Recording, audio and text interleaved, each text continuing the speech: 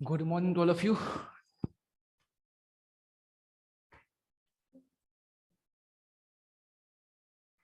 अभी पता है पिछली मुलाकात में बात क्या हुई थी। आई थिंक आरएस कॉन्फ़िगरेशन चल रहा था, पर आरएस कॉन्फ़िगरेशन आपको कहाँ तक बता दिया था? आरएस कॉन्फ़िगरेशन में वेजडेस बता दिया था क्या? आरएस कॉन्फ़िगरेशन में वेजडेस बता दिया था क्या? आरएस कॉन्फ़िगरेशन दो थे, एक था फीचर प्रोजेक्शन और एक था वेजडेस। तो वेजडेस बता दिया था, हाँ या ना? ठीक है, वेजडेस भी डन था। चलिए फिर कुछ आज इंपॉर्टेंट रूल्स हैं, वो हमें देखने हैं। देखते हैं। एक होता है हमारा इफेक्ट ऑफ स्विचिंग। स्विचिंग का इफेक्ट क्या होता है ये आपको जानना है, कि जब हम ग्रुप को स्विच करते हैं तो उससे क्या फर्क पड़ता होता है। ठीक है भैया, चलें तो समझते हैं खेल को। आए देखें इफेक्ट ऑफ स्विचिंग है कि नहीं, या फिर पहले देखते हैं एक्सचेंज से फर्क क्या पड़ता है। ठीक है, देखें वही चीजें ऐसे बोलते हैं इफेक्ट ऑफ स्विचिंग।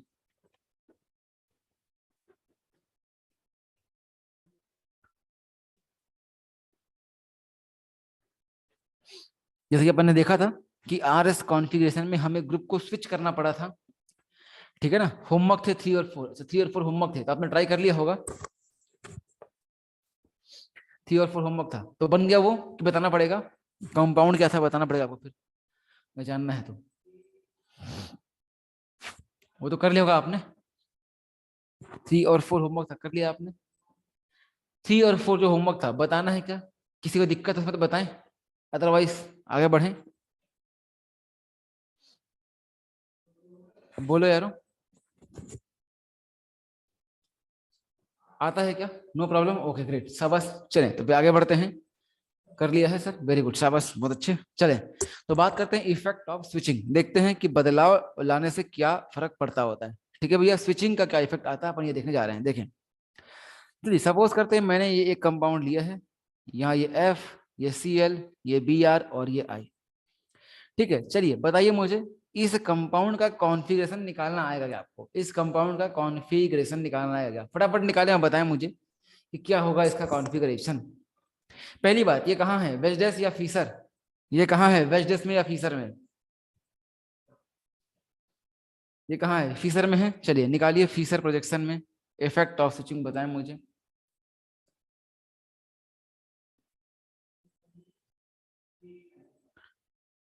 बताएं।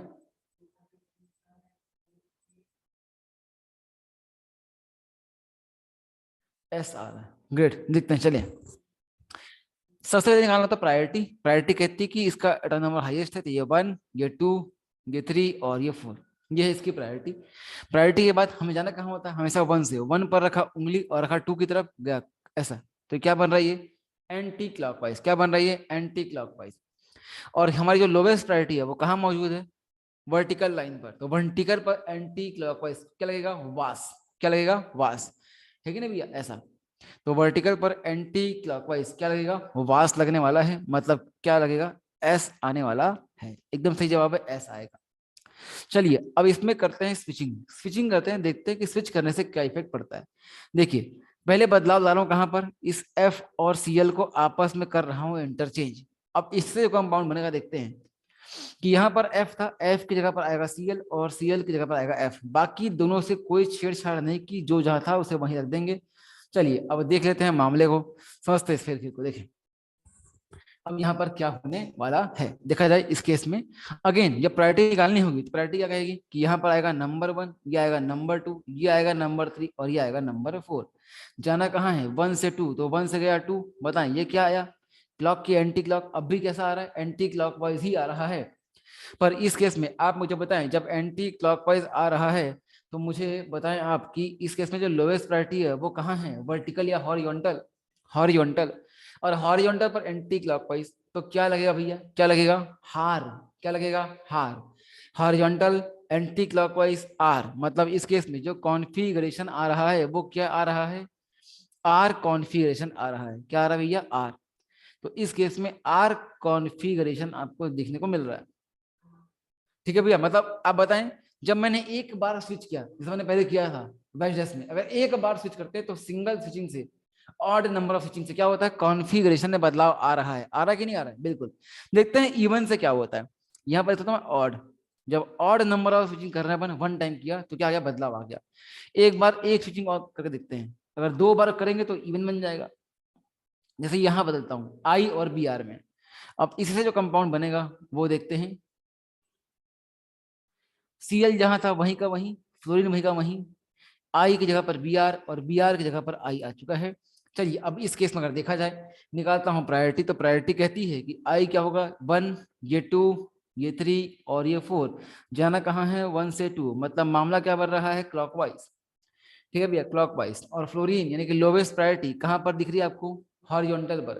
तो हॉरिजॉन्टल क्या लगता है, हार लगता है हॉरिजॉन्टल पे, हार मतलब एच जो है, मतलब जो हॉरिजॉन्टल पर एंटी क्लॉकवाइज में आर, जब हॉरिजॉन्टल में एंटी क्लॉकवाइज पे आर, तो क्लॉकवाइज में क्या बन जाएगा, एस बन जाएगा।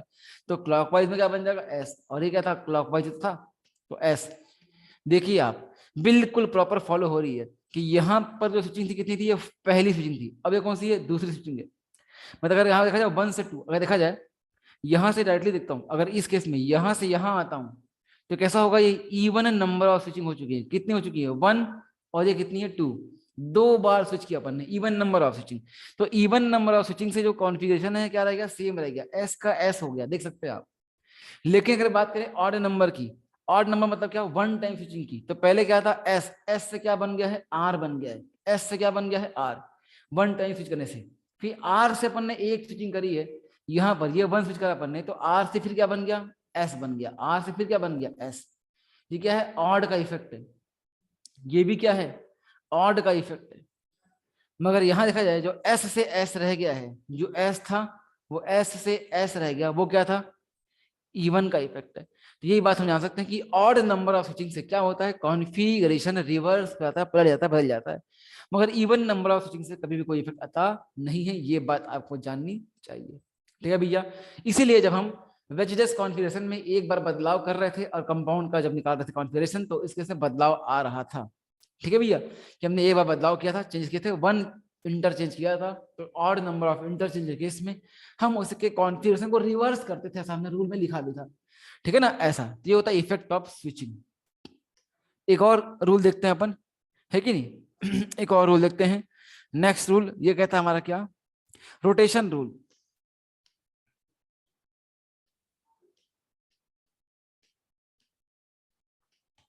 रोटेशन रूल, रोटेशन रूल कहता है कि अगर आपने किसी मॉलिक्यूल को प्लेन में रखते हुए 180 के एंगल से घुमा दिया, तो कोई बदलाव नहीं आना कॉन्फ़िगरेशन में। सही बात है, जैसे मान लीजिए देखा जाए, अगर आप ये देख रहे हैं फोन ऐसा पड़ा हुआ है, 180 से कर रहे हो रोटेट, कहीं कोई बदलाव आ रहा है क्या, कहीं कोई बदलाव आ रहा है क्या, कहीं कोई बदलाव आ रहा है, कहीं कोई बदलाव आ रहा है, आपको स्क्रीन नहीं दिख रही है। ऐसे पलटना नहीं है, पलट देंगे तो नया आ जाएगा, पलट देंगे तो नया आ जाएगा, पलटना नहीं है, ऐसे पलटना नहीं है, उल्टा नहीं करना, बस ऐसे घुमाना है, ऐसे जैसे घूम रहा है वैसे घूम रहा है, कुछ चेंज नहीं आ रहा। या फिर यू घुमा लें आप, यू घुमा लें तब भी कोई दिक्कत आ रही है क्या, कोई दिक्कत नहीं है, 180 360 जितना मर्जी उतना घुमा लें, कोई चेंज दिखाई नहीं दे रहा, आपको वही पार्ट दिखाई दे रहा है जो दिखाई देना चाहिए था। ठीक है भैया, मतलब कोई बदलाव नहीं आ रहा है। तो वही होता है कि अगर किसी मॉलिक्यूल को 180 से घुमा दें इन प्लेन ऑफ पेपर, तो उस केस में, ठीक है ना, उस केस में कभी भी कॉन्फ़िगरेशन में कोई चेंज नहीं आता। इसका मतलब क्या है, इसका मतलब यह है कि सपोज कीजिए अपन ने ये कंपाउंड लिया है, ये एफ, ये Cl, ये Br और ये I। इसका मैं निकालता हूं कॉन्फ़िगरेशन, तो आप जानते हैं कि इसका कॉन्फ़िगरेशन आएगा, ये 1, ये 2, ये 3 और ये 4। 1 से जाएंगे 2, क्या बनेगा, एंटी क्लॉकवाइज, एंटी क्लॉकवाइज और वर्टिकल पर है मामला। कौन लोवेस्ट प्रायोरिटी कहाँ है, वर्टिकल पर, तो क्या बन जाएगा, वास, वर्टिकल एंटी क्लॉकवाइज एस, इसका आएगा एस कॉन्फ़िगरेशन। अब इस कंपाउंड को 180 डिग्री से घुमा के देखते हैं, 180 डिग्री से करते हैं रोटेट प्लेन ऑफ पेपर में, उसी प्लेन में। ठीक है भैया, तो बताएं, जब 180 से कर दूंगा रोटेट, तो जो एफ है, जो फ्लोरीन था, वो घूम के कहां चला जाएगा, नीचे, और नीचे ब्रोमीन था, कहां चला जाएगा, ऊपर। ऐसा 180 से घुमा रहा हूं ऐसा, तो ऊपर वाला नीचे, नीचे वाला ऊपर, दाएं वाला बाएं और बाएं वाला दाएं, बाएं वाला बाएं और बाएं दाएं, ऐसा इस तरीके से।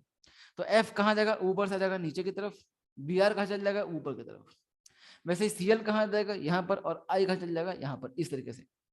अब इस केस में फिर से अगर प्रायोरिटी दी जाए, तो बनने वाला क्या है मामला, यह है 1, यह है 2, यह है 3 और यह है 4। अब 1 से 2 जाना है, तो 1 से 2 अभी भी क्या बन रहा है, अभी भी क्या बन रहा है, एंटी क्लॉकवाइज बन रहा है। और लोवेस्ट प्रायोरिटी अभी कहाँ है, वर्टिकल पर, क्या बन जाएगा, वास, मतलब अभी भी क्या है, एस। तो देख लीजिए कहीं कॉन्फ़िगरेशन में कोई बदलाव आया नहीं, मगर कब, जब 180 से आपने प्लेन में रखते घुमाया, ऐसे पलटना नहीं है, पलटे बदल जाएगी चीज, पलटना नहीं है, बस वहीं कैसे घुमाना है, बस घुमा देना, ऐसे घुमा देना, ठीक है भैया, प्लेन में रखते हो तो मामला सेम का सेम रह जाता होता है। ये होता है रोटेशन रूल, रोटेशन रूल, ठीक है भैया। इन प्लेन ऑफ पेपर, ये अपन जो कर रहे हैं कहाँ कर रहे हैं, इन प्लेन ऑफ पेपर, पेपर के प्लेन में आप डायरेक्टली घुमा रहे हैं तो ये बनता होता है रोटेशन रूल, ठीक है भैया, ऐसा। चलिए आगे देखते हैं, एक होता है मास्टर कंसेप्ट, इस समझते हैं कि ये क्या कहता होता है। ये सारी चीजें हमारे काम आएंगी बाद में, थोड़ी देर बाद। मास्टर कंसेप्ट कहता है कि आप किसी भी एक को फिक्स रखें, ठीक है ना, किसी भी एक को फिक्स रखें और बाकी तीन को घुमा दें, इधर क्लॉकवाइज और एंटी क्लॉकवाइज, तो उस केस में, उस केस में, उस केस में कोई चेंज देखने को नहीं मिलता, ठीक है। इसमें कह सकता हूँ, लिख सकता हूँ इसे मैं कि if we fix a group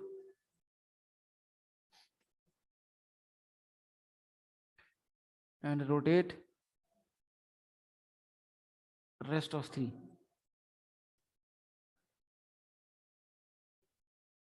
either clockwise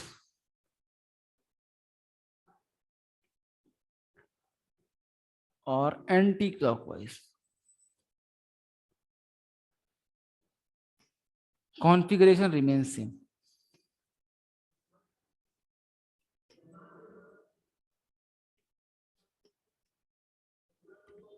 तो इस केस में जो कॉन्फ़िगरेशन है वो सेम ही रहता है हमेशा, ठीक है भैया। कैसे समझते हैं इस चीज को, देखें एग्जाम्पल के थ्रू समझ सकते हैं।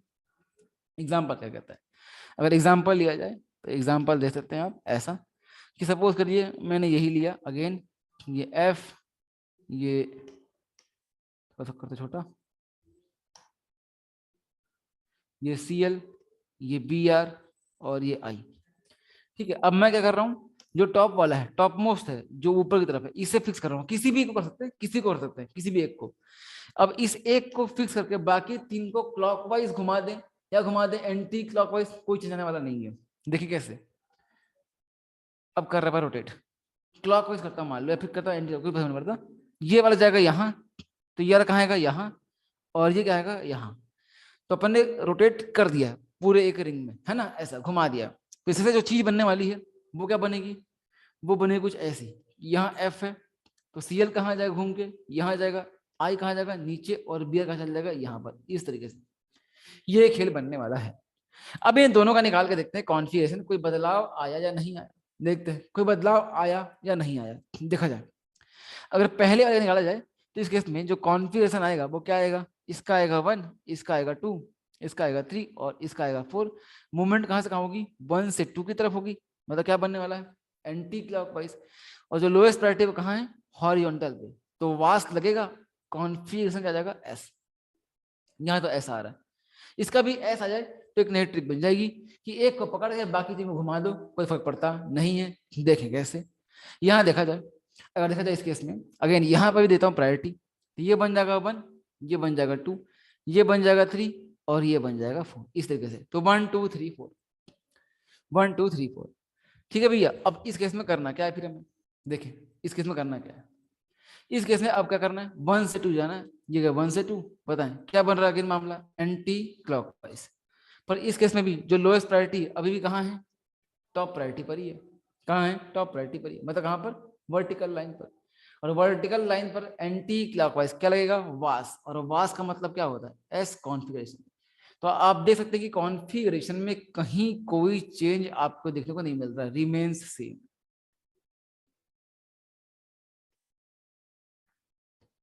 देख सकते हैं आप, तो किसी भी एक को पकड़ लें, बाकी तीन को अगर कर दे रोटेट, तो उस केस में कभी भी कोई भी चेंजेस आपको देखने को मिलते नहीं है, ऐसा आप देख सकते हैं यहाँ पर, ठीक है भैया। तो मैंने बेसिकली 3 रूल देखे हैं, 3 रूल अब तक। Rule number 1, effect of switching, odd number of switching से बदलता है, एक बार बदलेंगे बदल जाएगा, एक बदलेंगे बदल जाएगा, इवन नंबर बदलेंगे नहीं बदलेगा, खेल खत्म। नेक्स्ट देखा अपन ने रोटेशन रूल, प्लेन में घुमा दो घुमा दो घुमा दो, पंजा पंजा जाएगा, कोई दिखने वाला नहीं है, कोई बदलाव नहीं आएगा। रूल नंबर तीसरा, किसी भी एक को पकड़ो, बाकी तीन को घुमा दो घुमा दो घुमा दो, sp3 होगा ना sp3, ऊपर एक को पकड़ लो, बाकी जैसे घुमाते रहो, कोई चेंज आने वाला नहीं है। ये तीन बातें अपन ने देखी अब तक। चले आगे बढ़ते हैं।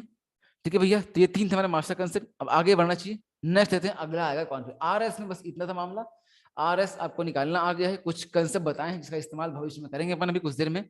ठीक है, फिर अब देखते हैं अगले पे आते हैं। नेक्स्ट चीज हमारा थर्ड कॉन्फ़िगरेशन, पहला था आपका इरेथ्रोथ्रियो, नंबर दूसरा था आपका आरएस जो था एब्सोल्यूट कॉन्फ़िगरेशन, अब नंबर 3 आ रहा है डीएल कॉन्फ़िगरेशन जो हमारा क्या है, एक रिलेटिव कॉन्फ़िगरेशन है। नंबर 3 है डीएल कॉन्फ़िगरेशन।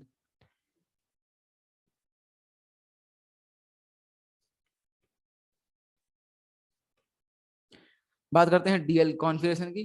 तो डीएल कॉन्फ़िगरेशन क्या करता है, अगर बात करें डीएल कॉन्फ़िगरेशन की, तो इस केस में हम देख सकते हैं यहाँ पर होने वाला क्या है डीएल में, एक है एक रिलेटिव कॉन्फ़िगरेशन है, रिलेटिव कॉन्फ़िगरेशन। एक रिलेटिव कॉन्फ़िगरेशन में और एक एब्सोल्यूट में फर्क क्या होता है।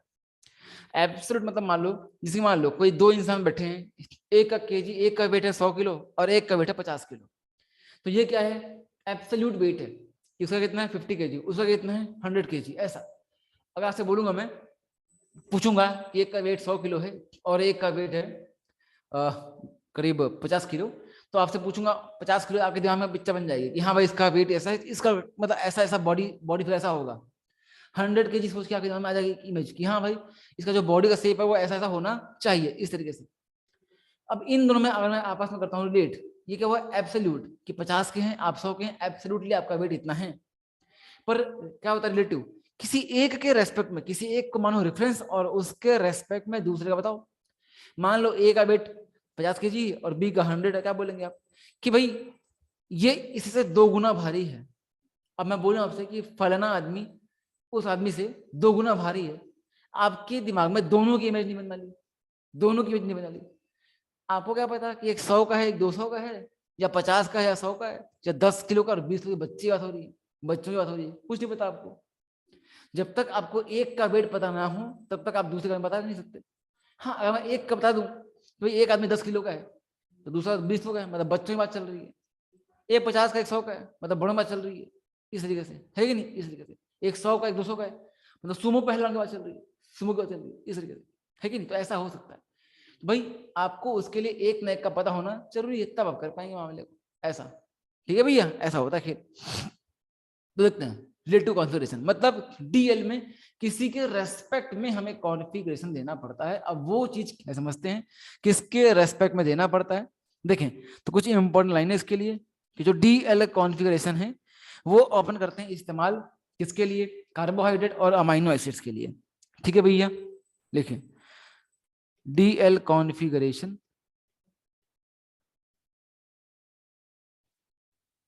DL configuration is generally applied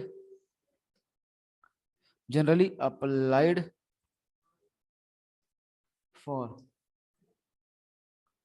amino acids and carbohydrate.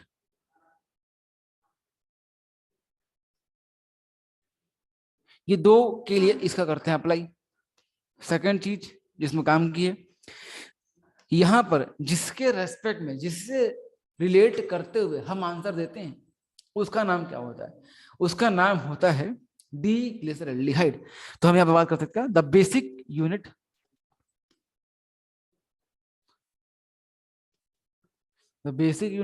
For DL configuration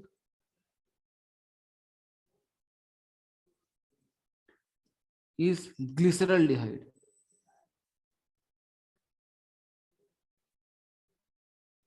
जो ग्लिसरल्डिहाइड है वो होता है, और ग्लिसरल्डिहाइड होता क्या हमारा ऐसा CHO CH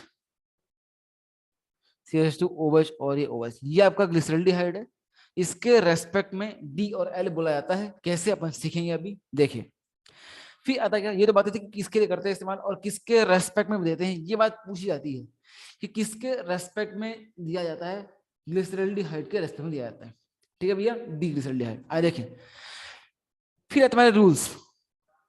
अगर बात करें रूल्स की कि क्या क्या रूल्स आपको फॉलो करने होते हैं फॉर डीएल कॉन्फ़िगरेशन, तो सबसे पहली चीज जो हमें फॉलो करनी होती है वो ये होता है कि हमें ऐसे लिखना है, हम डी और एल कॉन्फ़िगरेशन तब बोलते हैं जब जो मोस्ट ऑक्सीडाइज ग्रुप है वो कहाँ आएगा, टॉप पर आएगा। तो कह सकते हैं कि most oxidised group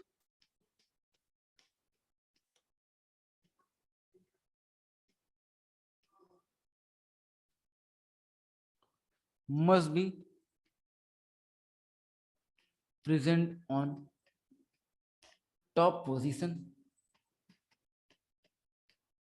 of Fisher projection।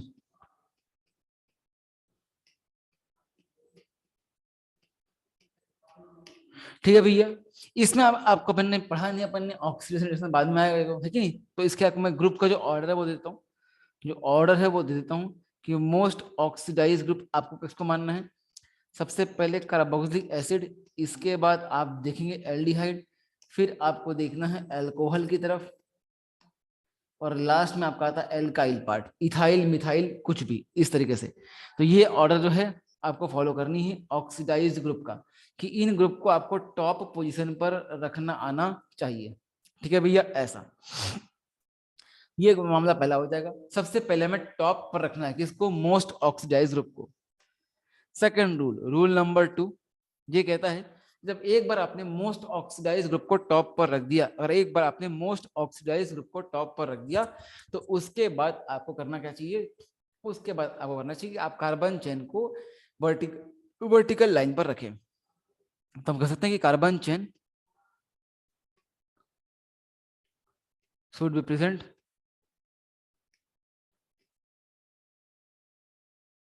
On vertical line.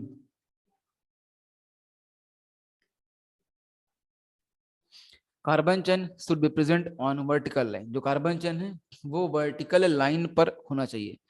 Carbon chain should be present on vertical line. ठीक है भैया, ऐसा ये मामला नंबर है। उसके बाद तीसरी चीज, जब ये दो बातें फॉलो हो रही है, क्या क्या, कि आपने मोस्ट ऑक्सीडाइज ग्रुप को टॉप पर ले लिया, कार्बन चेन को वर्टिकल लाइन पर ले लिया, फिर आप जाएंगे लास्ट कार्डियल सेंटर पर चेक करेंगे OH या फिर NH2 की पोजीशन। इसके बाद हम करेंगे देन चेक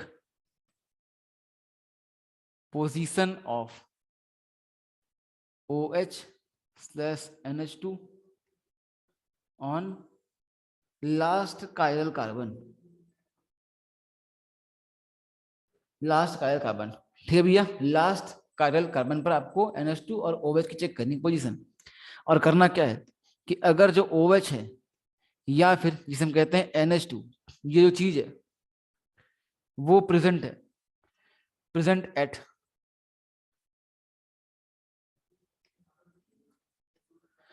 एट कहां पर, अगर राइट साइड पर है,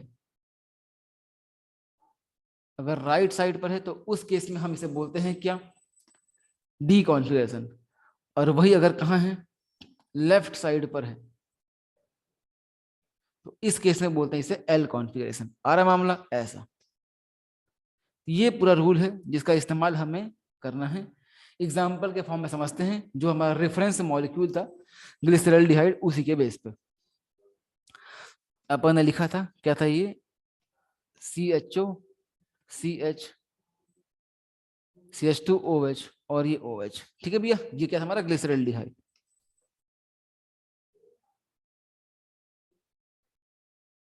वहां अब इस ग्लिसरॉल्डिहाइड को समझते हैं, इसे बनाते हैं। तो हम जानते हैं इसे दिखाना है मान लो डी और एल के फॉर्म में, तो मैं चाहता हूं कि जो मोस्ट ऑक्सीडाइज ग्रुप है वो कहां पर है, टॉप पर। तो आप बताएं इसमें मोस्ट ऑक्सीडाइज ग्रुप कौन सा है, CHO या CH2OH या OH। मोस्ट ऑक्सीडाइज ग्रुप कौन सा है इसका, इसका मोस्ट ऑक्सीडाइज ग्रुप कौन सा है, हाँ टाइप करें, शाबाश, वेरी गुड, है कि नहीं, मतलब सब जाग रहे हैं, शाबाश, बहुत अच्छे। मोस्ट ऑक्सीडाइज ग्रुप का CHO, ठीक है ना। तो CHO जो है वो टॉप पर चाहिए, लिख दिया टॉप पर। कार्बन चेन चाहिए वर्टिकल लाइन पर, तो CH2OH को यहाँ बॉटम पे लेना पड़ेगा ताकि कार्बन कार्बन और कार्बन कार्बन चेन आ जाए वर्टिकल लाइन पर।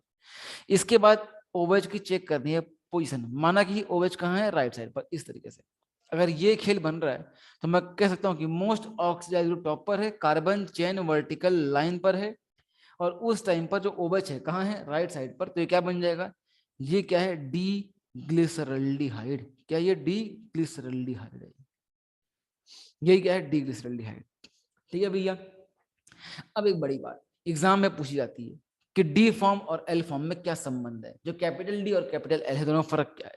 तो याद रखना, वेरी इंपॉर्टेंट बात है ये, कि जब भी आपको कैपिटल डी को कैपिटल एल में कन्वर्ट करना है उसे आईना दिखाना पड़ेगा। याद रखना, ये बहुत बड़ी गलती करते हैं लोग बाग। दिखाऊंगा गलती क्या करते हैं, आईआईटी में क्वेश्चन आया था और लोगों ने खूब गलतियां करी थी। क्या क्वेश्चन था, क्या गलती थी, अगर लेंगे पर पहले जान लें आप, जब भी आपको डी को कन्वर्ट करना है एल में, आपको उसे आईना दिखाना पड़ेगा। आईना दिखा दो बस, ठीक है भैया, ऐसा। तो आईना दिखाएंगे तो CHO तो यहीं का यहीं रहेगा, CH2OH भी यहीं का यहीं रहेगा, बस OH। आप जानते हैं जब लेते हैं एक सिंपल मिरर लेते हैं तो उस केस में जो चीज जितनी पास है उतनी पास दिखेगी, जितनी दूर उतनी दूर दिखेगी। तो पास वाली चीज कहाँ दिखेगी, पास में OH, और दूर वाले का है H, कहाँ दिखाई देगी, दूर पे। कोई दिक्कत ही नहीं, तो खेल खत्म हो जाएगा हमारा, सिंपल सा खेल है कि नहीं, ऐसा बन गया हमारा। अब आप बताएं इसका नाम क्या बन जाएगा, ये था D, ये क्या बन जाएगा, L ग्लिसरल्डिहाइड। ये क्या हमारा एल ग्लिसरल्डिहाइड। ठीक है भैया, ऐसा। तो इस तरीके से कर सकते हैं आराम से। तो ये है डी ग्लिसरल्डिहाइड, ये है एल ग्लिसरल्डिहाइड। मतलब यहाँ पर आपने एक चीज सीखी है ताबड़तोड़, नाम क्या है, कि जब भी डी को बनाना है एल क्या करना पड़ेगा, मिरर इमेज, आईना दिखाना पड़ेगा। ये बात आप याद रखें, ये बहुत ही काम की बात है, ये लोगों को पता नहीं होती है, लोग इसमें खूब गलतियां करते होते हैं। इस बात से आपको बचना है, कैपिटल डी से कैपिटल एल पूरा मोहल्ला उल्टा करना पड़ेगा। देखिए एग्जाम में क्या क्वेश्चन आया था, ठीक है दिखाता हूँ अभी। ये तो हमारा डी और एल किसके रेस्पेक्ट में, हाँ, फॉर ग्लिसरल्डिहाइड। ठीक है, ऐसे ही अमाइनो एसिड में क्या केस बनता है अपन वो भी देख लेते हैं। जिसकी मान लो अपन लेते हैं अमाइनो एसिड RCH COOH। आपने पढ़ रखा है अमाइनो एसिड ऐसा ही होता है कि कार्बन पर 3 ग्रुप फिक्स होते हैं, COH, H और NH2।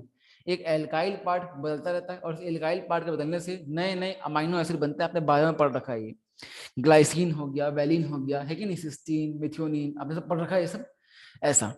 अब इसमें देखा जाए तो यहाँ पर भी कार्यल कार्बन है अपने पास। ठीक है भैया, चले आए देखते हैं इस खेल को। अब यहाँ पर जो बनेगा कंपाउंड, तो मोस्ट ऑक्सीडाइज ग्रुप यहाँ पर कौन दिख रहा है हमें, COOH। तो COOH को टॉप पर ले लेंगे, ठीक है ना, ऐसा। और कार्बन चेन चाहिए वर्टिकल लाइन पर, तो एल्काइल पार्ट कहाँ आएगा, नीचे आएगा, कार्बन चेन तो एल्काइल में आएगी। और उसके बाद डिपेंड करेगी NH2 की पोजीशन पे कि NH2 कहाँ है, राइट साइड या लेफ्ट साइड। ठीक है भैया, ऐसा। अगर NH2 राइट साइड पर है ऐसा, तो क्या बोलेंगे, मोस्ट ऑक्सीडाइज कहाँ है, टॉप पर, कार्बन चेन वर्टिकल लाइन पर। और उस केस में जो NH2 कहाँ है, राइट साइड पर, तो क्या बन जाएगा, ये डी अमाइनो एसिड। ये क्या बन जाएगा, डी अमाइनो एसिड। अगर यहीं पर मैं लगा दूं मिरर, बताइए डी से एल करना है, डी से एल करना है, क्या करना पड़ेगा, डी से एल करना है, क्या करना पड़ेगा, डी से एल करना है, क्या करना पड़ेगा, मुझे क्या करना चाहिए, डी से एल बनाना है, क्या करूं क्या करूं क्या करूं, हेल्प करो मेरी, है ना, ठीक है ना, बिल्कुल। क्या करना है, इसको मिरर दिखाना है, आईना दिखा दो, अपने यहाँ पे डी बन जाएगा एल, आ रहा मामला, ऐसा। इस तरीके से जब आईना दिखा देंगे तो यहाँ पर खेल हो जाएगा ऐसा। NH2 कहाँ जाएगा, इस तरफ आ जाएगा, यहाँ क्या चल जाएगा, H, यहाँ आ जाएगा COOH, और यहाँ बन जाएगा R। अब देख सकते हैं आप कि मोस्ट ऑक्सीडाइज ग्रुप टॉप पर है सारा। नहीं बेटा आयुषी नहीं, NH2 को लेफ्ट साइड नहीं, नहीं ऐसा मत बोलना, कभी बोलना मिरर दिखाना ऐसा, ठीक है ना, लेफ्ट साइड मत बोलना, वरना फिर लास्ट कार्टल पर आप चेक कर दो ना, उल्टा कर दोगे तो फिर लफड़ा हो जाएगा। दिखाऊंगा कैसे। ठीक है, क्या बन जाएगा हमारा, L amino acid, L amino acid. अब देखें एग्जाम में क्वेश्चन क्या आया था, एग्जाम में क्वेश्चन ये आया था, एग्जाम्पल्स देख लेते हैं। एग्जाम में क्वेश्चन आया था, उसने बोला था ये कंपाउंड दिया था ऐसा, अगर आप इसे पहचान पाए तो मजा आएगा। CHO, ये OH, ये OH, ये OH और ये भी OH,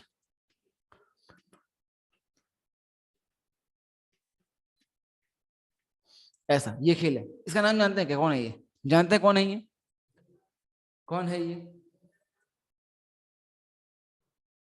glucose, very good, glucose है ये, एकदम सही जवाब है, ग्लूकोज है। इस ग्लूकोज का आप मुझे क्या कॉन्फ़िगरेशन बता पाएंगे क्या, डी या एल, कौन सा ग्लूकोज है ये, चेक करना आएगा, देखें चेक करते हैं। बताओ इस केस में मोस्ट ऑक्सीडाइज ग्रुप कौन है? CHO, एल्डिहाइड, हाँ कि ना? बाकी तो एल्कोहल है।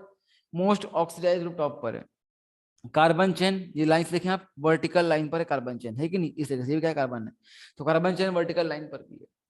जब सब कुछ मिल रहा है, मोस्ट ऑक्सीडाइज ग्रुप टॉप पर, कार्बन चेन वर्टिकल लाइन पर, मतलब इस केस में जो ओवेज की चेक करनी है पोजीशन। अब बताएं जो लास्ट कायरल सेंटर कौन सा है इसमें से? क्या लास्ट कायरल कार्बन कौन सा, ये वाला है क्या? CH2 OH वाला कि उसके ऊपर वाला? CH2 OH किसके ऊपर, या ऊपर से नंबर 2 पे? पता है कौन सा कार्बन है? ये कार्बन कायरल है कि नहीं है? और ये क्या है? लास्ट कायरल सेंटर है।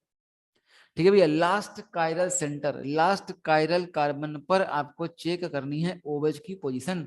तो लास्ट कायरल कार्बन पर ओवेज कहाँ आ रहा है? राइट साइड पर आ रहा है। राइट मतलब क्या बनेगा? ये डी या एल? क्या बनेगा? डी या एल? बताएं क्या बनेगा? डी या एल? डी बन जाएगा। कैपिटल डी बोलना जरूरी है, स्मॉल से कुछ और निकलता है, स्मॉल का मतलब अलग बन जाता है, डेक्स्ट्रो रोटेट हो जाता है, ठीक है ना, वो अलग चीज है। तो ये बन जाएगा डी ग्लूकोज। ठीक है भैया, ये बन जाएगा डी ग्लूकोज। अब एग्जाम में आईआईटी में आया क्वेश्चन था, आईआईटी 2 के एक्स, आईआईटी 2 के एक्स कभी आया था, पूछा गया था आईआईटी में कि भाई ये चीज है डी ग्लूकोज, आप बताएं एल ग्लूकोज क्या होगा? एल ग्लूकोज क्या होगा? बताएं, मैं दो ऑप्शन बना रहा हूं, आप मुझे बताना कि एल ग्लूकोज इनमें से कौन सा है।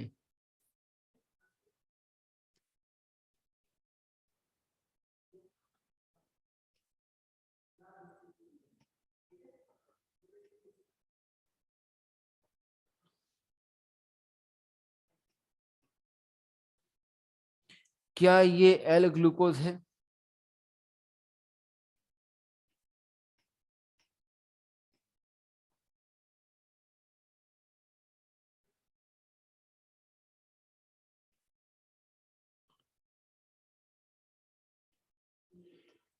इनमें से एल ग्लूकोज कौन सा वाला है?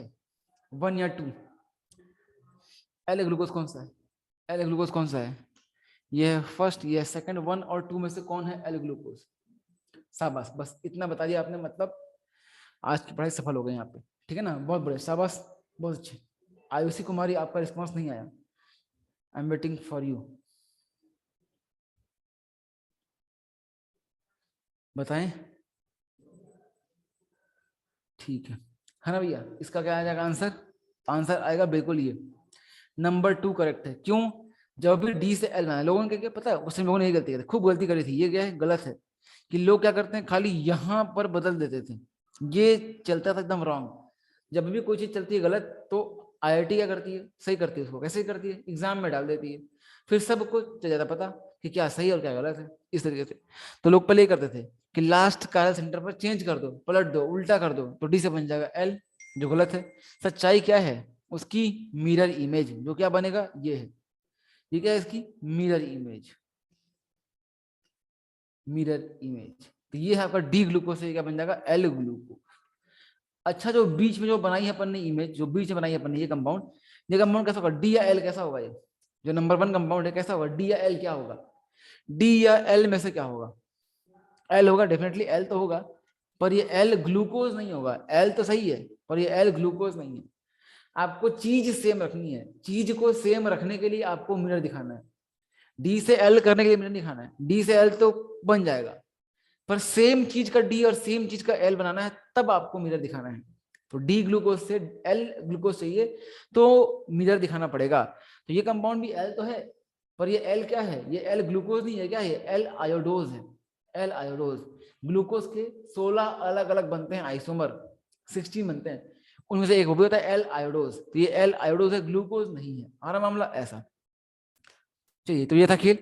अब आपकी बारी, डीएल कॉन्फ़िगरेशन थोड़ा सा बताएं मुझे, निकाल कर दिखाएं। ठीक है भैया, चले तो डीएल निकाल कर दिखाएं, एक क्वेश्चन लेते हैं।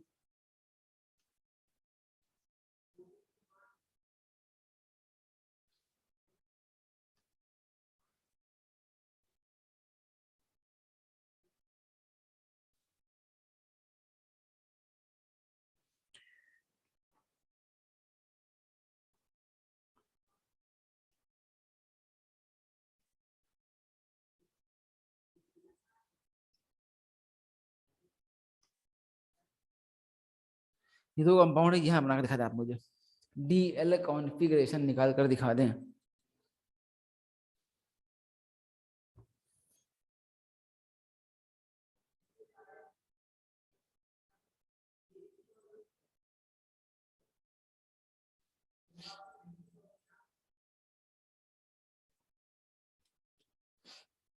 पहला क्या आएगा और दूसरा क्या आएगा?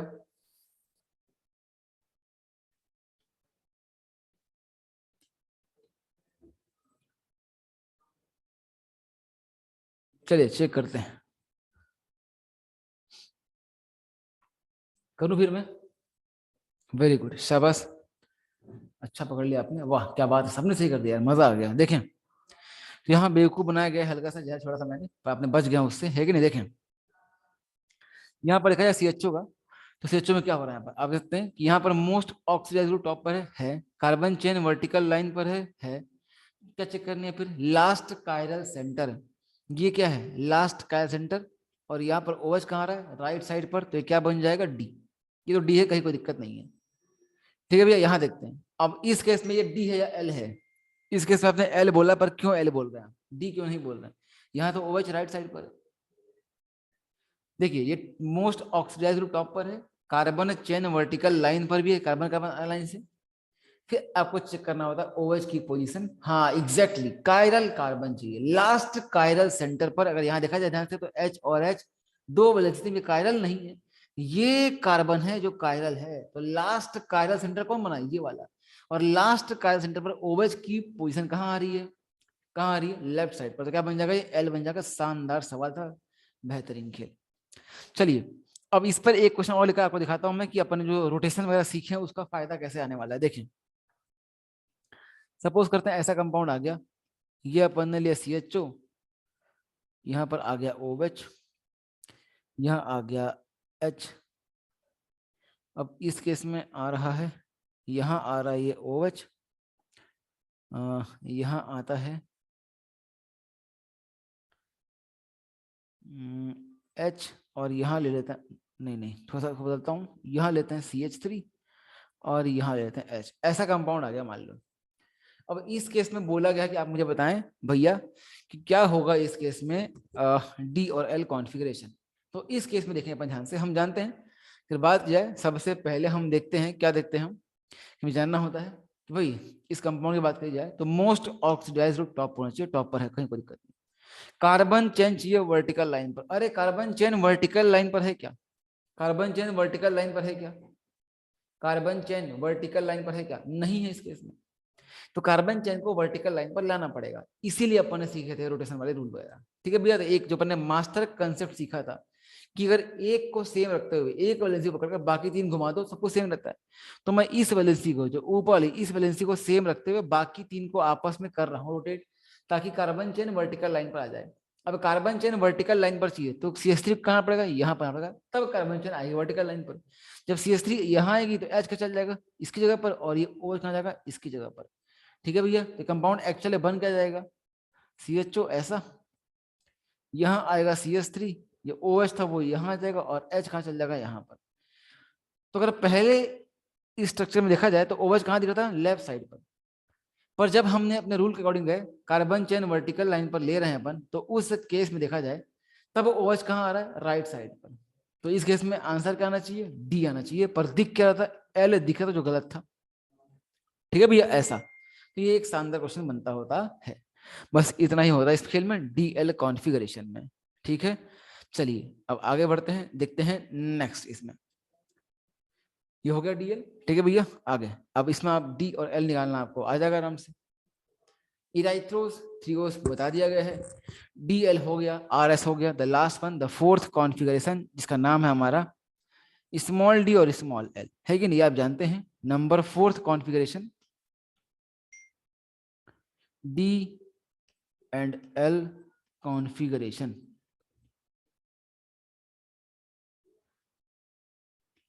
अगर D और L कॉन्फ़िगरेशन बात करें स्मॉल वाले की, स्मॉल d और स्मॉल l दोनों में फर्क है भैया ना। Capital D capital L carbohydrate और अमाइनो एसिड में आ रहा है, वो अलग चीज है, और स्मॉल d स्मॉल अलग है। स्मॉल d के लिए आप दिखाते हैं प्लस साइन, और स्मॉल एल के दिखाते हैं माइनस साइन।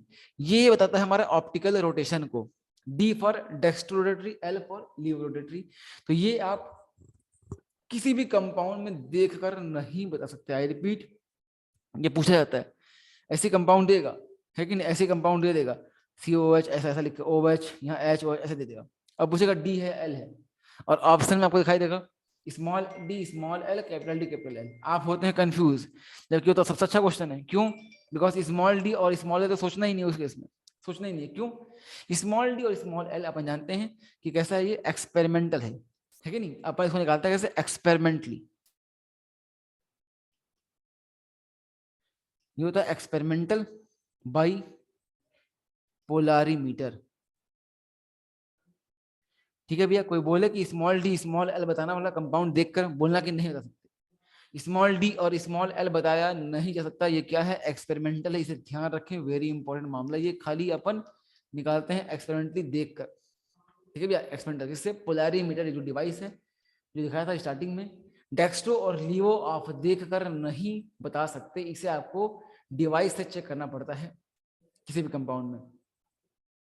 ठीक है ना, ऐसा जैसे ग्लूकोज यहाँ बना रखा था, ठीक है ना, यहाँ ग्लूकोज बना रखा था ये। अच्छा, ग्लूकोज जो है वो क्या है, डी है या एल है, कौन जानता है? नहीं पता। कैसे बताऊंगा मैं कि स्मॉल डी है स्मॉल है, मतलब प्लस वाला है कि माइनस वाला है? नहीं पता मेरे को। फ्रक्टोज नहीं पता मेरे को, जब तक कि मैं चेक नहीं करूंगा। पर चेक करके निकाला गया है, चेक करके बताया गया है कि जो ग्लूकोज होता है कैसा होता है, प्लस होता है, प्लस। मतलब डेक्स्ट्रो रोटेटरी, और फ्रक्टोज कैसा होता है, लीवो रोटेटरी। इसीलिए ग्लूकोज को बोलते हैं डेक्स्ट्रोज और फ्रक्टोज को बोलते हैं लेवुलोज। ठीक है भैया, जबकि बोथ केस में आपको OH कहाँ दिखाई देगा, राइट साइड पर। ठीक है ना, तो स्मॉल डी और स्मॉल एल आप देख कर नहीं बता सकते, इस बात को आप ध्यान से याद रखें कि स्मॉल डी और स्मॉल एल को देख कर बता पाना पॉसिबल नहीं है, ये एकदम गलत चीज होती है। ठीक है, चलें तो आगे बढ़ते हैं इस चीज में और देखते हैं कुछ नए नए टर्म्स। अब आएगा हमारा मेन चीज, समझते हैं सम इंपॉर्टेंट टर्म्स। कुछ महत्वपूर्ण चीजें जाननी है हमें, सम इंपॉर्टेंट टर्म्स।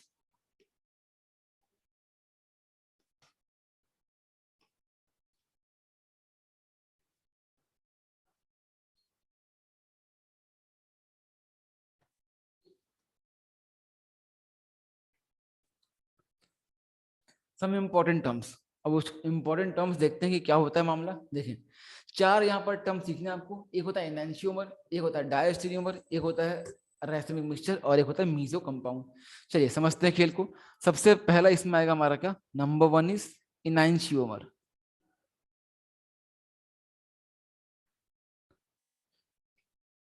समझते हैं कि क्या होते हैं इनांशियोमर्स। ठीक है भैया, चलिए देखा जाए इनांशियोमर्स की बात करा जाए तो हम कह सकते हैं कि क्या होते हैं, ये ऑप्टिकली एक्टिव आइसोमर्स हैं। ये कुछ लाइनें इसके सम्मान में।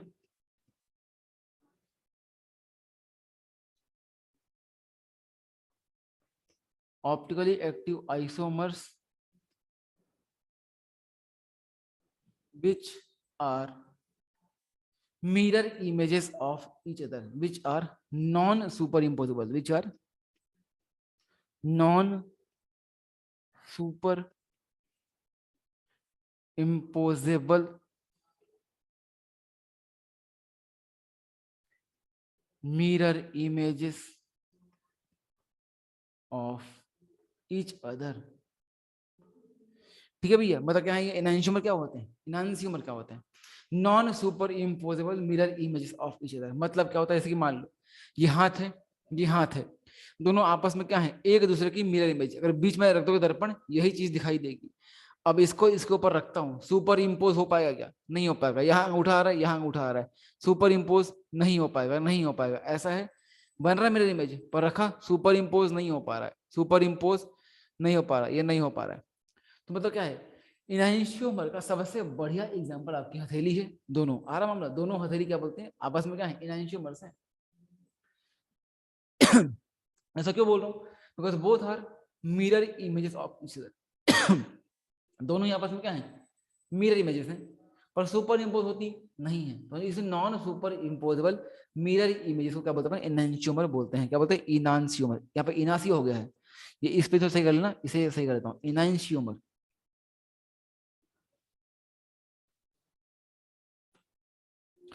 इनांशियो ठीक है भैया, इनैंशियोमर। तो इनैंशियोमर्स होते हैं, ठीक है ना। तो जब भी क्या होंगे, बस ये कि क्या बोलेंगे, non superimposable mirror images are known as enantiomer. अब बताओ, अगर दोनों आपस में मिरर इमेजेस हैं तो प्रॉपर्टी में कुछ चेंज आएगा। जैसे कि जो चीज ये थी वो चीज भाई, अगर मान लो एक आदमी जाकर खड़े हो जाए आईने के सामने, तो आईने के सामने खड़े होने से क्या उस इंसान की प्रॉपर्टीज बदल जाएंगी क्या? क्या उस इंसान की प्रॉपर्टीज बदल जाएंगी क्या? अगर मान लो मैं खड़ा हो गया आईने सामने, नहीं बदलने वाली। इसका मतलब मैं कह सकता हूँ कि जो इनैंशियोमर्स होंगे उनकी आपस में प्रॉपर्टीज क्या होंगी, सेम होंगी। तो हम कह सकते हैं कि they have similar properties, they have similar physical and chemical properties. Because जब आईना में सामने खड़ा हो जाएगा तो सिमिलर प्रॉपर्टी भी होगी और सेम प्रॉपर्टी आएगी, चाहे वो फिजिकल हो चाहे वो केमिकल हो, कोई बदलाव आने वाला नहीं है। केमिकल प्रॉपर्टी कब बदलती है, जब बदल जाए Fg, तो आईने के सामने खड़े होने से Fg बदलने वाला नहीं है, तो वो क्या होगा, सेम होगा। मतलब यहाँ पर क्या होगा, दे हैव सेम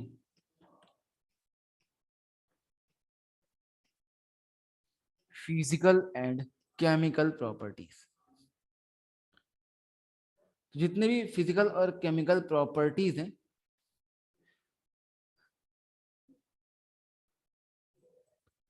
वो क्या आएंगी, सेम आने वाली है। ये बात तो तय है। अब भाई सिंपल सा मामला है, आने सामने खड़े होंगे, बदलाव कुछ आने वाला है नहीं, ठीक है। केमिकल प्रॉपर्टी कब बदलती है, जब क्या बदल जाए, फंक्शनल ग्रुप। अब आईने सामने खड़ा जाऊंगा, इसके बनाऊंगा मिरर इमेज, Fg तो वही रहेगा जिसने बनाया भी था, अपने देख सकते हैं यहाँ पर, जिसकी बनाई थी मैंने मिरर इमेज। कहाँ गया पीछे एक और, बताओ यहाँ पर NH2 था, अब भी क्या है, NH2 है, मतलब Fg सेम का सेम ही रह गया था। तो मिरर इमेज फॉर्म करने से कभी भी Fg बदलाव आता नहीं है, और ना ही किसी कंपाउंड में कुछ चेंज आया है कि मास बदल गया, कुछ बदल गया, ऐसा कुछ नहीं बदला, कुछ भी चेंज नहीं आया। तो ना तो बदलेगी फिजिकल और ना बदलेगी केमिकल, तो दोनों प्रॉपर्टी क्या आएंगी, सेम ही आने वाली है। ठीक है भैया, ऐसा ठीक है। इसमें अगर देखा जाए तो बस इसमें ये होता है कि अगर मिरर इमेजेस है ना, तो आपस में एक दूसरे के जो है ना, जो PPL का जो प्लेन है ना, उससे घुमाने की टेंडेंसी है वो बदल जाती है। अगर एक करता है क्लॉकवाइज रोटेशन तो एक करेगा एंटी क्लॉकवाइज रोटेशन। आ रहा मामला ऐसा, ऐसा कैसे देखें आप, जैसे कि यहाँ पर दिखाएंगे। भाई और है क्या पीछे, चलो कोई बात नहीं, मैं बनाएंगे मिरर इमेजेस और फिर चेक कर लेंगे, ठीक है भैया। चलो बनाता हूँ, लिखता हूँ पहले, फिर दिखाता हूँ इसका एग्जांपल लेकर दिखाता हूँ। चलो, तो मैं कह सकता हूँ इस केस में कि क्या होने कॉन्फ़िगरेशन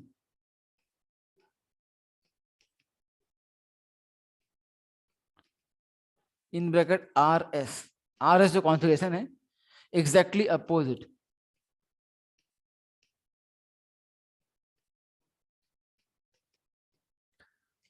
एग्जैक्टली अपोजिट फॉर इनांसियोमर्स।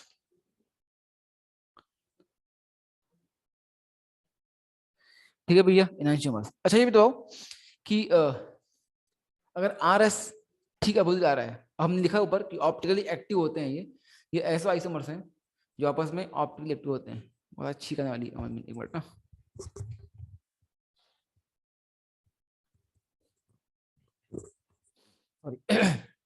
हाँ। तो मैं क्या बोल रहा था कि कॉन्फिडेंस जो RS है वो क्या आ रहा है, एग्जैक्टली अपोजिट आ रहा है फॉर एनांशियोमर्स। ठीक है भैया, ऐसा होता है। ऐसा कैसा तो समझेंगे, देखेंगे। और इनमें बताओ, अगर मैंने कहा ऊपर कि ऑप्टिकली एक्टिव आइसोमर्स हैं, तो इस केस में क्या इनमें POS सिमेट्री एलिमेंट आएगा या नहीं आएगा, सिमेट्री एलिमेंट आएगा कि नहीं आएगा, सिमेट्री एलिमेंट आएगा कि नहीं आएगा, नहीं आएगा, ऑब्वियस सी बात है।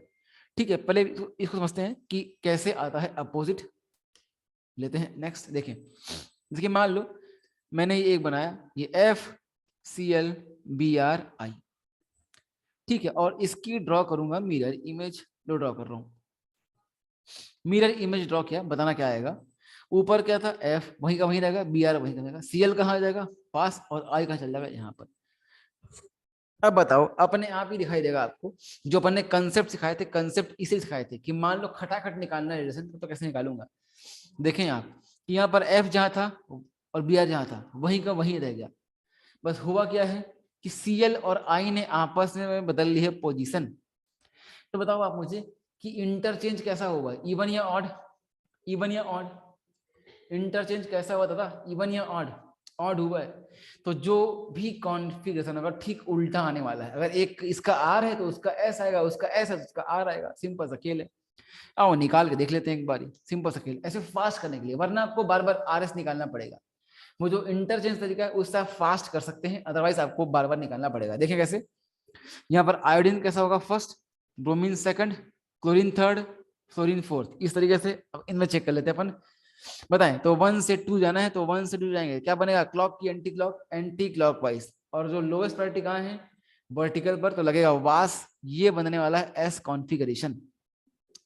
इसका आर आएगा, ये मैं जानता हूं अंधी में, क्यों, इसकी मिरर इमेज है। अगर आर नहीं आया तो खत्म खेल, फिर ऑर्गेनिक केमिस्ट्री झूठ साबित हो जाएगी। देखना कैसे, और देखिए यहां बनेगा आई का पहला, bromine second, chlorine third, fluorine fourth. कहां जाऊंगा, 1 से 2, क्या बन रहा है, क्लॉकवाइज।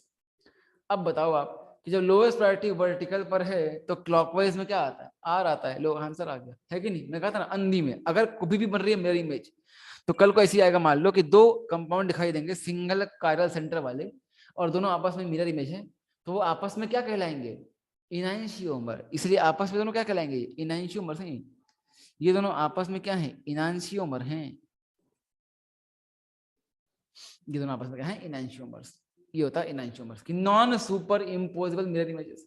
देखो मिरर इमेज है, आप इसको उठा कर रखोगे ना उसके ऊपर, तो Cl जाएगा I के ऊपर और I जाएगा Cl के ऊपर। तो मिरर इमेज तो है पर सुपर इम्पोज होने वाले नहीं है। तो non super imposable mirror images को हम क्या बोलते हैं, वो क्या बोलते हैं, क्या बोलते हैं, इनैंशियोमर्स। ठीक है भैया, ये इनैंशियोमर्स बनने वाले हैं।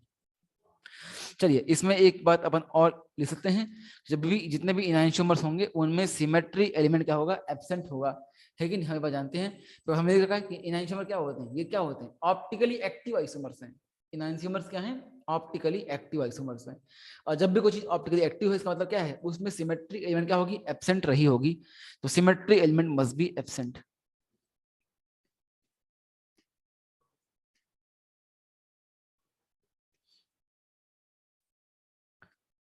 Symmetry element must be absent, ऐसा होने वाला है।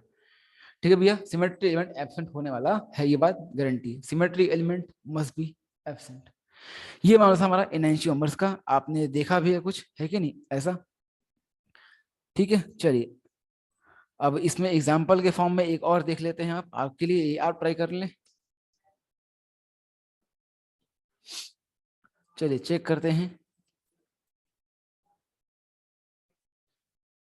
ये है COOH, ये है OH, ये H, ये OH, ये H, और ये है आपका COOH। इसका मैं ठीक बनाऊंगा क्या, मिरर इमेज। तो आप देख सकते हैं कि ऊपर क्या आएगा, COOH, नीचे भी क्या आएगा, COOH, जो ज्यादा वही रहेगा। पास वाली चीज दूर और दूर वाली पास, तो ये पास वाली पास रहेगी और दूर वाली दूर ही चली जाएगी, ऐसा इस तरीके से। अब आप बताएं कि ये दोनों कंपाउंड सबसे पहले जब भी आप चेक करने जा रहे हैं मिरर इमेज, उससे पहले चेक करें कि ऑप्टिकली एक्टिव है क्या। बताएं इन दोनों कंपाउंड में COS चेक करें क्या, COS हाँ या ना, सेंटर ऑफ सिमेट्री होगी या नहीं होगी, सेंटर ऑफ सिमेट्री होगी या नहीं होगी, बताएं। जब सिखा रखा पूछूंगा, अब बारी आ रही आपकी, है कि नहीं। बताएं सेंटर ऑफ सिमेट्री हाँ कि ना। नेगी साहब का आंसर आ गया, तुम सही है, वेरी गुड। सबको बोलना पड़ेगा भाई, अब सीखा है ये, सेंटर ऑफ सिमेट्री है कि नहीं है। आयुष कुमारी कह रही हो सकती है। राकेश आपका क्या कहना है, राकू बताओ क्या करना है आपका, राकेश क्या कहना है आपका। राकेश ने कहा ना, ICG आप भूल गए था, भूल गया, ऐसा मत करो, देखो ध्यान से समझो बात को। भाई ये फीसर प्रोजेक्शन है, फीसर में कभी भी COS चेक करते हैं क्या, सुपर नोट लिखाया था यार, सुपर नोट ना भूलें कम से कम, please, it's a request, humble request, super note कम से कम ना भूलें, ठीक है ना, संभव ही नहीं है। ऑड मेंबर रिंग में और फीसर में COS सोचना ही नहीं, खत्म, बस ये था, सुपर नोट से काम चल जाता आपका। तो COS तो नहीं होगा, POS होगा या नहीं होगा, पता है, प्लेन ऑफ सिमेट्री है या नहीं है, प्लेन ऑफ सिमेट्री है या नहीं है, POS है कि नहीं है, क्या 2 इक्वल हाफ में कट जाएगा क्या। Very good, very good, very good, शाबाश, अब सही आंसर आ रहा है कि नहीं। आयुषी बताएं मुझे, आपसे मेरे को बताएं, इस केस में प्लेन ऑफ सिमेट्री है या नहीं है, प्लेन ऑफ सिमेट्री है या नहीं है? वेरी गुड, सबस नहीं है, बिकॉज दो इक्वल हाफ में काटने जाऊंगा, देखो ना ऐसे काटने आता हूँ, मान लो ऐसे ऐसे काटता हूँ, तो ऊपर नीचे सेम नहीं आएगा, सी ओ एच तो सेम हो जाएंगे, पर O H H H O H मतलब सिमेट्री आने वाली नहीं है।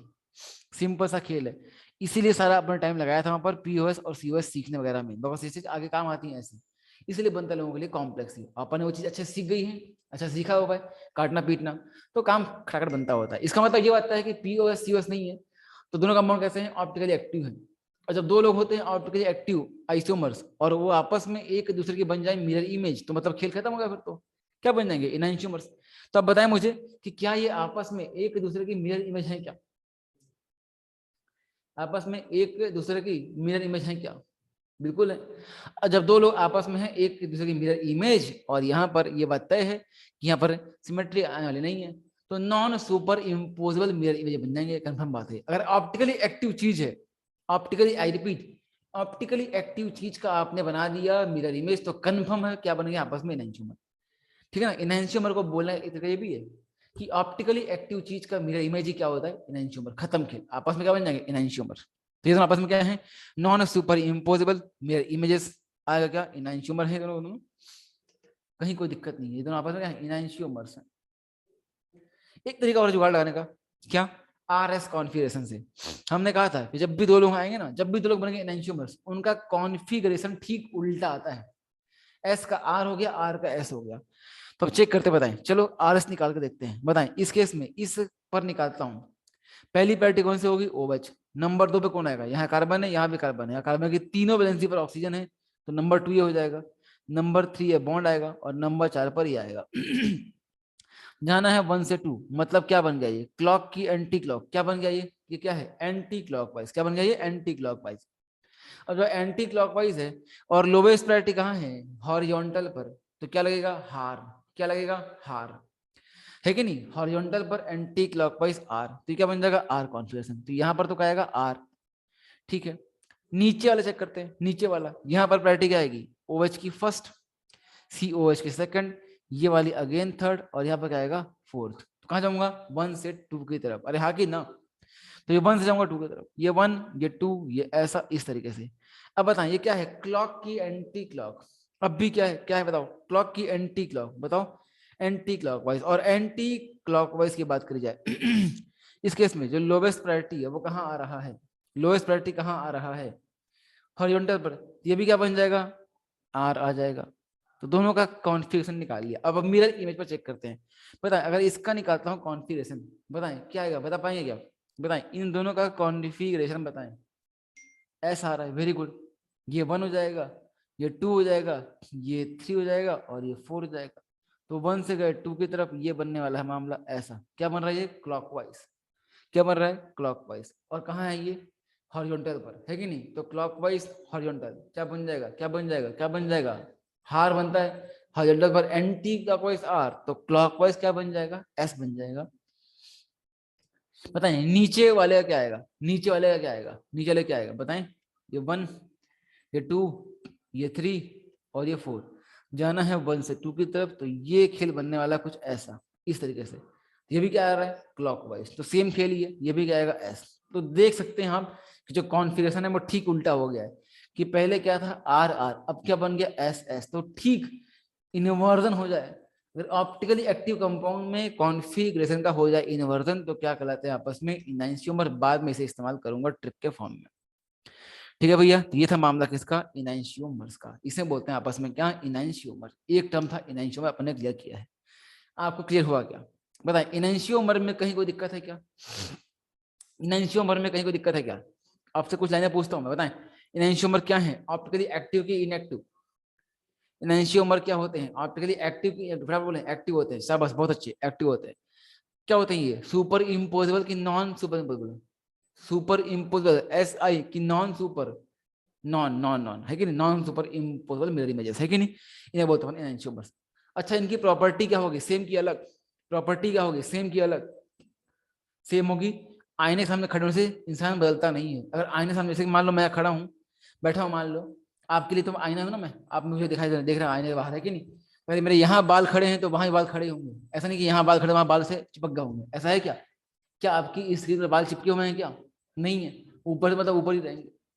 ऐसा कि यहाँ पर मास्क है तो वहां पर आपको मास्क दिख रहा होगा, मास्क गायब नहीं होगा, है कि नहीं? ऐसा इस तरीके से तो ये मामला है कि प्रॉपर्टी बदलती नहीं है, आईने के सामने खड़े होने से इंसान बदल नहीं जाता है, बदलाव अंदर से ही आता है। अरे हाँ कि ना? ऐसा।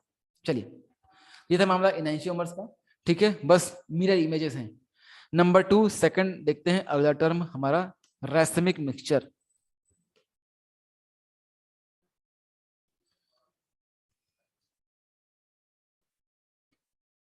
समझते हैं टर्म को, रैसमिक मिक्सचर। अब ये क्या होता है देखें।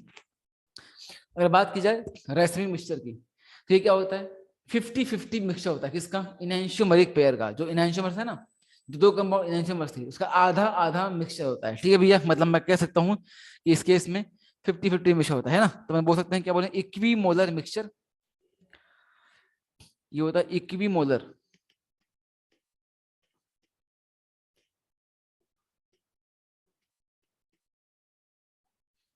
Equimolar mixture of D and L, D and L form. 50 equimolar mixture है डी एंड एल का या फिर आर और एस का। अपन ने आर एस भी देखा था, ठीक है ना? तो इस तरीके से, ठीक है ना? अब बताओ भला, ये ऐसा होता है, मतलब मैं कह सकता हूं कि होता क्या ये, मतलब इनैंशियोमरिक पेयर है ना, डी और एल, या फिर ये भी कह सकते हैं equimolar of D and L form, या फिर ओ आर कह सकते हैं आर या एस फॉर्म। मतलब क्या होता है, एग्जाम्पल के फॉर्म में अगर देखा जाए तो 50% डी फॉर्म और 50% एल फॉर्म ये हो जाए, या फिर दिखाई दे 50% R form plus 50% S form, इस तरीके से। ये भी क्या है आपस में, ये सब क्या है, इन्हें बोलते अपन रैसमिक मिक्सचर, आर एम, रैसमिक मिक्सचर। मगर मान लो अगर हो जाए 60%, 60-40 हो जाए, 60% डी प्लस 40% एल, तो ये रैसमिक मिक्सचर नहीं है, ये नहीं है रैसमिक मिक्सचर, है कि नहीं? ऐसा समझते हैं खेल को कि रैसमिक मिक्सचर होता क्या। देखें, अगर आपने 50-50 मिक्सचर लिया है, ठीक है भैया, 50-50 मिक्सचर लिया है, मान लो 50 डी 50 एल, तो 50% में बोल रहे हैं कि डेक्स्ट्रो हो जा, 50 बोल रहे हैं लीवो हो जा। मतलब क्या, जैसे कि मान लो आपने एक पोलारीमीटर ट्यूब में चेक करने के लिए आपने लिया है, आपने जो कंपाउंड है कैसा है वो, रैसिक मिक्सचर है। आधे लोग बोल रहे हैं इसमें कि डेक्स्ट्रो घूम, तो यहाँ पर जब लाइट घूमेगी तो आधे लोग बोलेंगे डेक्स्ट्रो घूम, घूम गए डेक्स्ट्रो, आधे बोल रहे हैं वो लीवो घूम, घूम गए लीवो। जब बाहर आएगा तो कैसा होगा, ऐसा स्ट्रेट। मतलब भाई सब टक्कर मार रहे हैं, तो आधे लोग टक्कर मार रहे हैं लेफ्ट घुमाने के लिए, टक्कर मारा घूम गया लेफ्ट, फिर टक्कर मारा घूम गया राइट, ऐसा। आधे लोगों ने घुमाया लेफ्ट में, आधे घुमाया राइट में, आप ऐसे ही बाहर आ गए। आप जा ऐसे रहे हैं, घूमा घूमा बाहर आया, क्या मतलब ऐसा आप ऐसे जा रहे थे, टक्कर पड़ी, आधे लोगों ने बोला घूम जा लेफ्ट, घूम गए, टक्कर पड़ी घूम जा राइट, घूम गए, बाहर निकल गए। तो आप जब देखेंगे बाहर तो आपको कोई रोटेशन दिखाई देगा क्या? आपको कोई रोटेशन दिखाई देगा क्या? आपको कोई रोटेशन दिखाई देगा क्या? आपको कोई रोटेशन दिखाई देगा क्या? नहीं दिखाई देगा, ऑब्वियस सी बात है। भाई आप जा रहे हैं मार्केट, एक तुम्हारी टक्कर, दो लोग टक्कर मारने वाले हैं, आधे आधे मतलब ना, एक तुम्हारी टक्कर, आप घूम गए लेफ्ट, एक टक्कर मारी आप घूम गए राइट, अल्टीमेटली क्या हो गया, नेट रोटेशन जीरो। जितना एक ने उधर घुमाया था उसका उल्टा उधर घुमा दिया, अल्टीमेटली बात जैसे जैसे गए थे वैसे ही बाहर आ गए, जैसे गए थे वैसे ही बाहर आ गए, जैसे गए थे वैसे बाहर आ गए, कोई दिखने वाला नहीं है। बस रास्ते में क्या हुआ, हम जानते रास्ते में क्या हुआ, रास्ते में ऐसे था, ऐसे हुआ था, फिर ऐसा हो गया और फिर ऐसे बाहर आ गया। पर अल्टीमेटली क्या हुआ, यहां से ऐसे घुसा तब देखा, जब बाहर तब भी ऐसी था, कोई दिक्कत नहीं। मतलब जो बाहर बैठ कर देख रहा है उसे कुछ दिखाई देने वाला नहीं है, उसे के बाद अंदर क्या हो रहा है कि कौन कौन कहाँ का टक्कर मार रहा है। पर हुआ क्या है नेट में, जैसे गया तब वैसे ही बाहर आ गया, मतलब क्या होगा, नेट रोटेशन जीरो। तो हम कह सकते हैं कि जो रैसमिक मिक्सचर है इस केस में जो नेट रोटेशन है वो क्या होता है, नेट रोटेशन जीरो होता है, नेट रोटेशन इज 0 डिग्री। आराम मामला, नेट रोटेशन क्या होगा, 0 डिग्री। और जब भी नेट रोटेशन 0 होता है तो उस केस में आप उस कंपाउंड को क्या बोलते हैं, ऑप्टिकली एक्टिव की इनएक्टिव। ऑप्टिकली एक्टिव की इनएक्टिव, क्या बोलना पसंद करेंगे आप उसे, ऑप्टिकली एक्टिव की इनएक्टिव, ऑप्टिकली एक्टिव की इनएक्टिव क्या बोलेंगे, इनएक्टिव बोलना पसंद करेंगे, क्या बोलेंगे, इनएक्टिव, ऑप्टिकली इनएक्टिव। तो उस केस में बोलेंगे कि जो हमारा रैसिमिक मिक्सचर है रेसिमिक मिक्सचर क्या होता है, इज ऑप्टिकली इनएक्टिव।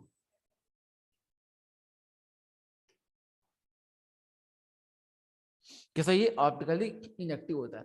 अच्छा, ऑप्टिकली इनएक्टिव का रीजन क्या है यहाँ पर, इसे बोलते हैं रीजन। देखें क्यों है ऑप्टिकली इनएक्टिव, क्यों है ऑप्टिकली इनएक्टिव।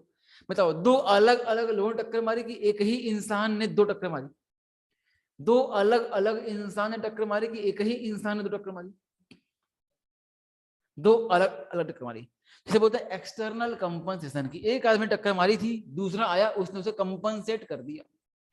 अगर एक ही मॉलिक्यूल में दो दो टक्कर मारते होते, एक ही इंसान ने दो टक्कर मारती, एक मारता ऐसे घूम जाए, दूसरा मारता ऐसे घूम जाए, तो बोलता इंटरनल कंपन, जो उसने किया था उसने सही कर दिया, इंटरनल कंपनसेशन। पर यहाँ पर क्या है, बाहर से एक नया आदमी आया, उस इफेक्ट को न्यूट्रलाइज करने के लिए, कंपनसेट करने के लिए, तो क्या बोलूंगा, एक्सटर्नल कंपनसेशन। मतलब मैं कह सकता हूं कि जो रेसिमिक मिक्सचर है is optically inactive, is optically inactive, पर क्यों, ड्यू टू एक्सटर्नल कंपनसेशन।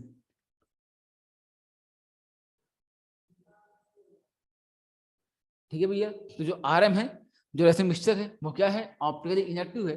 पर क्यों ऑप्टिकली इनएक्टिव है, ड्यू टू एक्सटर्नल कंपनसेशन। ठीक है भैया, ड्यू टू एक्सटर्नल कंपनसेशन, बाहर से एक मॉलिक्यूल आया है जिसने उसे कंपनसेट कर दिया है। ठीक है भैया, ऐसा। अब यहाँ पर क्या होता है, जो हमारे कंपाउंड बना हुआ है ना, जो बना हुआ है, जो मिक्सचर है, इस मिक्सचर को अलग करने का एक होता है टेक्निक, इस टेक्निक का नाम बहुत काम का है। तो हम रेसिमिक मिक्सचर को सेपरेट करते हैं किससे, वाया रिजोल्यूशन टेक्निक। कैसे भैया, वाया रिजोल्यूशन टेक्निक। ठीक है, तो हम कह सकते हैं कि यहाँ पर जो सेपरेशन है वो कैसे होता है, वाया रिजोल्यूशन टेक्निक। तो हम कह सकते हैं कि सेपरेशन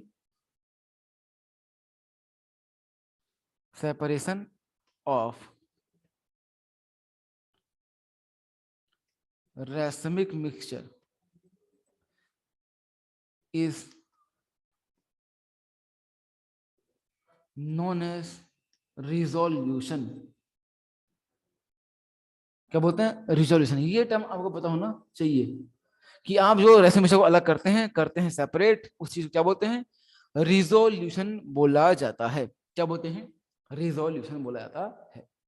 ठीक है भैया, ऐसा। तो इसे बोलते हैं रिजोल्यूशन। ये हमारा नंबर 2 सेकंड टर्म, नाम क्या था, रेसिमिक मिक्सचर। इसमें सबसे बड़ी बात क्या है, सबसे ज्यादा काम क्या है, एक्सटर्नल कंपनसेशन, कि क्यों होता है ये ऑप्टिकली इनएक्टिव।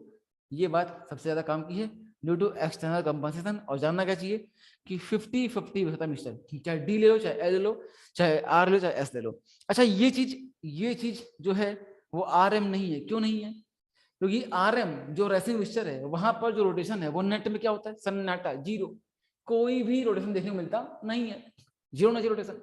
पर इस केस में देखा जाए तो यहाँ पर रोटेशन हो जाएगा। कैसे, 40% डी जो डेक्स्ट्रो वाले हैं, इस 40% एल को कर देंगे न्यूट्रलाइज, 40 से 40 कैंसिल, पर नेट में कितना बच जाएगा, 20% डी बच जाएगा। और ये 20% डी इसे घुमा देगा, कहाँ घुमा देगा, डेक्स्ट्रो कर देगा रोटेशन इसका। मतलब क्या बन जाएगा, यहाँ पर जो कंपाउंड है कैसा है, ये कंपाउंड आरएम नहीं है, ये कैसा है, ये कंपाउंड कैसा है, डेक्स्ट्रो रोटेटरी है, प्लस वाला कंपाउंड है। आरएम मामला है, इसलिए बोला अपन ने आरएम नहीं है, बिकॉज आरएम मतलब क्या होता है, रेसिमिक मिक्सचर। और बात करें अगर रेसिमिक मिक्सचर की, तो उस केस में जो कंपाउंड है कैसा होना चाहिए, ऑप्टिकली इनएक्टिव होना चाहिए कंप्लीटली। ठीक है भैया, तो ये थे दो टर्म हमारे, इनएंटियोमर और रेसिमिक मिक्सचर। आज आपको पता होगा हमारी 2 क्लास है, पता है ना, सबको पता है ये बात। अपनी आज 2 क्लास है, ये भी अपनी हो गई है। अब 4th लेक्चर में वापस मैं ही आऊंगा। ठीक है, तो उस केस में अपन आगे जो टर्म बचे हैं 2, डाया स्टीरियोमर और मीजो कंपाउंड, ये 2 तगड़े टर्म सिखाऊंगा, इन्हें अपन को करना है क्लियर। ये 2 टर्म कर लेंगे क्लियर। सर डी और एल नहीं आ रहा समझ, देखो वापस देखो, डी मतलब क्या था, डेक्स्ट्रो रोटेटरी, एल क्या है, लीवो रोटेटरी।